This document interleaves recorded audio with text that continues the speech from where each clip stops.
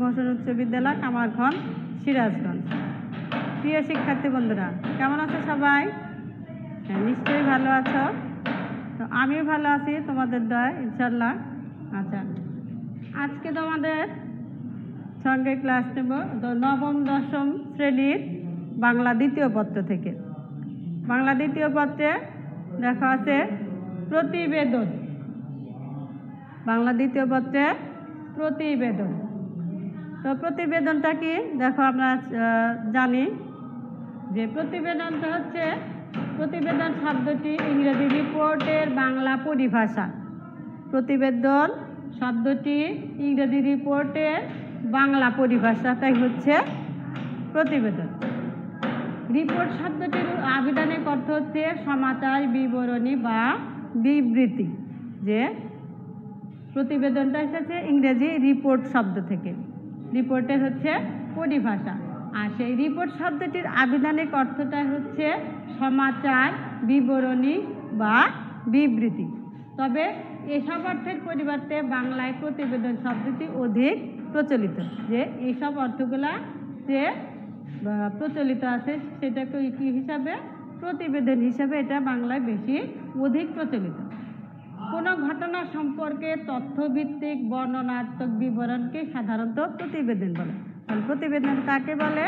যে কোনো ঘটনা সম্পর্কে তথ্যভিত্তিক বর্ণনাত্মক বিবরণকে সাধারণত প্রতিবেদন বলে।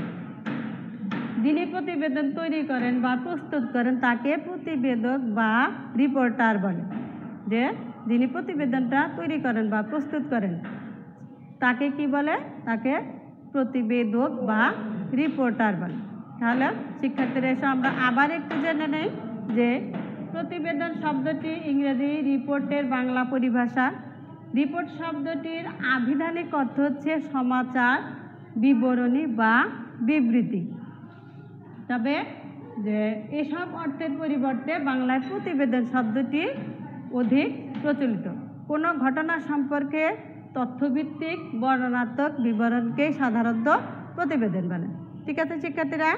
আচ্ছা, তাহলে এখন আসো আমরা জানি যে প্রতিবেদনের প্রকারভেদ, অর্থাৎ প্রতিবেদন কয় প্রকারের হয়ে থাকে, কি কি প্রতিবেদন।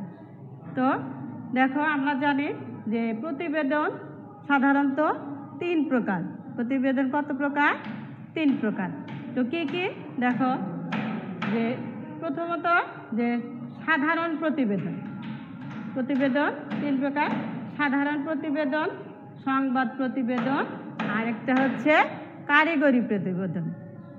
3টে প্রতিবেদন, যে সাধারণ প্রতিবেদন, সংবাদ প্রতিবেদন আর কারিগরি প্রতিবেদন। তাহলে এই সম্পর্কে আমরা এই 3টা সম্পর্কে আবার সংক্ষিপ্ত আকারে একটু জেনে নিই। তো সাধারণ প্রতিবেদনটা হচ্ছে পরিধি, সাধারণ প্রতিবেদনের পরিধি ও পরিসর ব্যাপক, অনেক বিস্তৃত। সমিতি বা সংস্থার বার্ষিক রিপোর্ট, ব্যবসা বাণিজ্যের অডিট প্রতিবেদন, হত্যাকাণ্ড বা দুর্ঘটনা ইত্যাদি বিষয়ে যে প্রতিবেদন তৈরি করা হয়, যে ইত্যাদি কারণ অনুসন্ধান করে যে প্রতিবেদন তৈরি করা হয় বা প্রণীত করা হয়, সেটাই হচ্ছে সাধারণ প্রতিবেদন। তাহলে কি, যে সাধারণ প্রতিবেদনের পরিধি ও পরিসর ব্যাপক বা বিস্তৃত। সমিতি বা কোনো সংস্থার বার্ষিক রিপোর্ট, ব্যবসা বাণিজ্যের অডিট প্রতিবেদন, হত্যাকাণ্ড, কোনো দুর্ঘটনা সম্পর্কে যে দুর্ঘটনার কারণ অনুসন্ধান করে যে প্রতিবেদন তৈরি হয় বা প্রণীত হয়, সেটাই হচ্ছে সাধারণ প্রতিবেদন। আচ্ছা, এরপরে সংবাদ প্রতিবেদন। আর সংবাদ প্রতিবেদনটা হচ্ছে সংবাদপত্রে প্রকাশের জন্য যে লিখিত প্রতিবেদন, সেটাই হচ্ছে সংবাদ প্রতিবেদন। যে সংবাদপত্রে প্রকাশের জন্য লিখিত প্রতিবেদনকেই বলা হয় সংবাদ প্রতিবেদন। শেষেরটা কারিগরি প্রতিবেদন।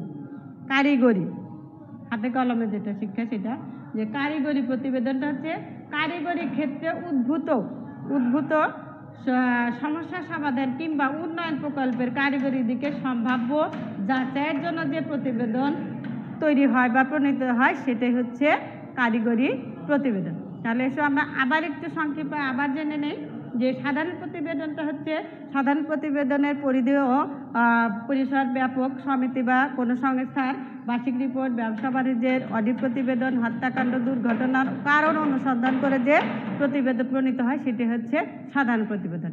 আরেকটা যে সংবাদ প্রতিবেদনটা হচ্ছে সংবাদপত্রে প্রকাশের জন্য যে লিখিত প্রতিবেদন সেটাই হচ্ছে সংবাদ প্রতিবেদন।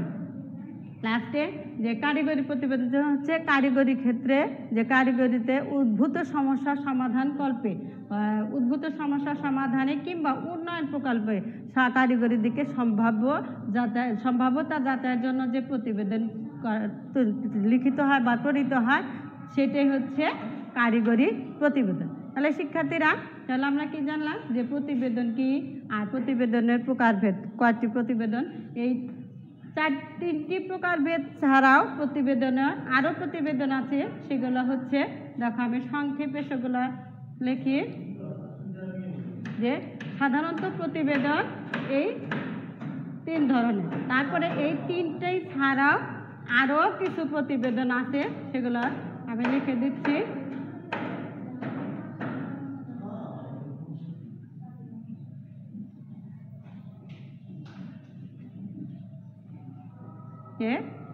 তাহলে এই 3টি প্রতিবেদন ছাড়াও আরও কিছু প্রতিবেদন আছে, সেগুলো হচ্ছে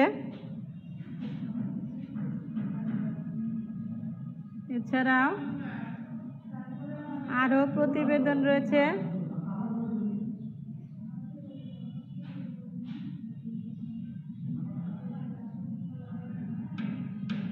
আছে, সেগুলো হচ্ছে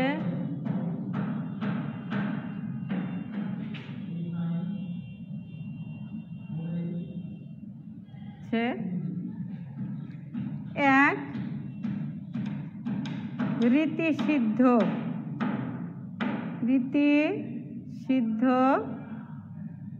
প্রতিবেদন, 2 রীতিবিরুদ্ধ প্রতিবেদন,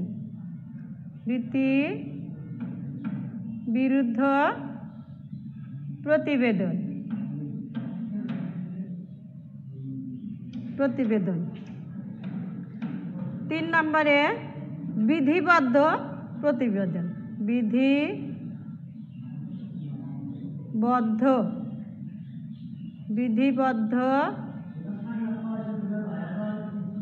প্রতিবেদন, রীতিসিদ্ধ প্রতিবেদন, রীতিবিরুদ্ধ প্রতিবেদন আর একটা বিধিবদ্ধ প্রতিবেদন।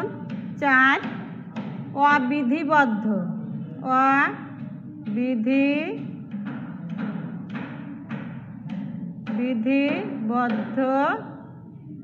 প্রতিবেদন, অবিধিবদ্ধ প্রতিবেদন। আচ্ছা, 5 নিয়মিত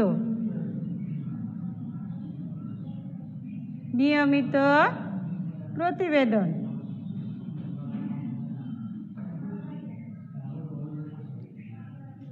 বিধিবদ্ধ প্রতিবেদন, তারপরে নিয়মিত প্রতিবেদন। আচ্ছা, সাময়িক প্রতিবেদন,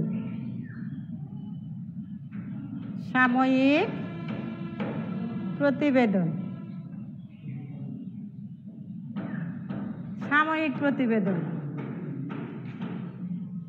7 প্রার্থিত প্রতিবেদন,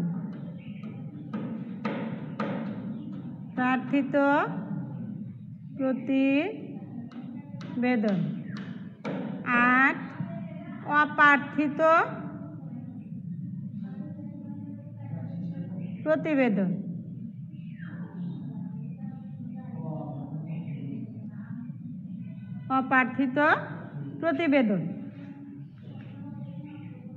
আচ্ছা, অপ্রার্থিত প্রতিবেদন। 9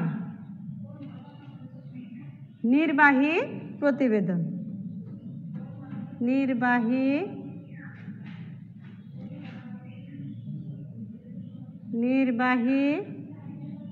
প্রতিবেদন।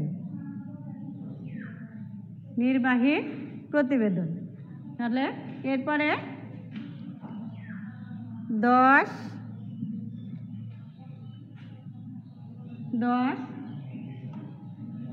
কোম্পানি প্রতিবেদন, কোম্পানি প্রতিবেদন, কোম্পানির প্রতিবেদন। 11 সরকারি প্রতিবেদন,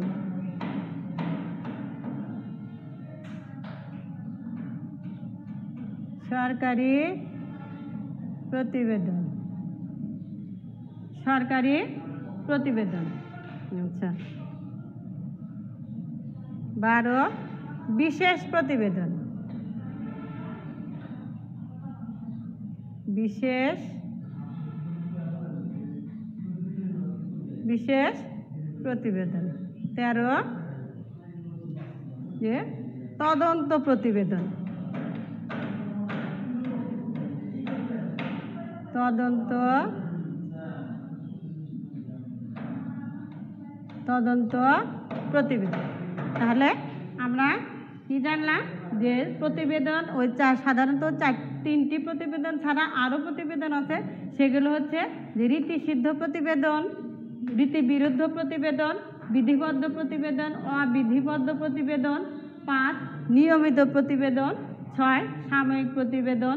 7 প্রার্থিত প্রতিবেদন। 8 অপ্রার্থিত প্রতিবেদন। 9 নির্বাহী প্রতিবেদন। 10 কোম্পানি প্রতিবেদন। 11 সরকারি প্রতিবেদন। 12 বিশেষ প্রতিবেদন প্লাস যে 13 তদন্ত প্রতিবেদন। প্রিয় শিক্ষার্থীরা, তোমরা বুঝতে পেরেছো নিশ্চয়?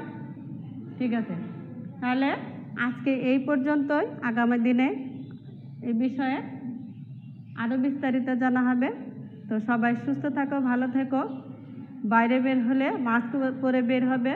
শীতে যেহেতু আমাদের সামনে আর একটা বড় একটা চাপ আছে, করোনা। তো শীতে করোনা মানে বেশি হওয়ার সম্ভাবনা আছে। তাই সবাই সচেতন থেকো, সুস্থ থেকো, সবাই ভালো থাকো, এই কামনা।